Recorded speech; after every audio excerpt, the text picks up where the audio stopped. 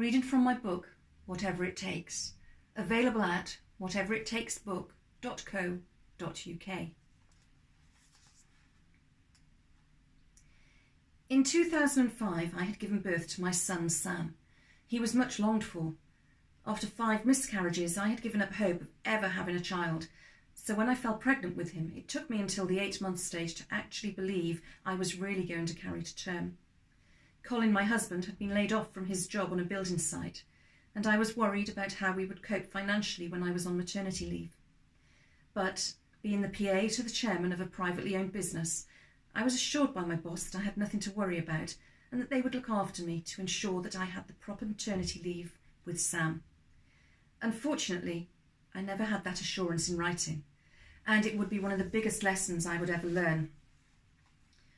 After a traumatic 39-hour labour, which saw me rushed to hospital by ambulance, Sam was finally born at 1:59 p.m. on a sunny Friday afternoon in March 2005. Due to complications and his inability to take to the breast, we were kept in hospital for 3 days, where I became more and more stressed, and so did he. I begged the midwives to let me go home, knowing instinctively that I'd be more relaxed at home and therefore so would Sam. And, as far as I was concerned, he would then start feeding properly. I recall asking the senior midwife if they could give him some painkillers. I'd noticed what I thought was a birthmark at the back of his head, at the nape of his neck, and his face was quite red as if he had high blood pressure. I firmly believed he had a headache, and that this red mark on the nape of his neck was contributing to it somehow. To say I was treated with disdain by the midwife was an understatement. I was told not to be so silly and to keep on trying to make him eat. I begged Colin to intervene, but he repeated the line I was to hear many times again.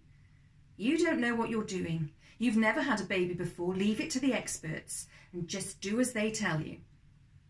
By his own admission, he was the perfect parent, having fathered 3 children previously, although never having lived with any one of them. I asked him to contact my parents so that they could visit me. I felt lost, scared, and way out of my depth.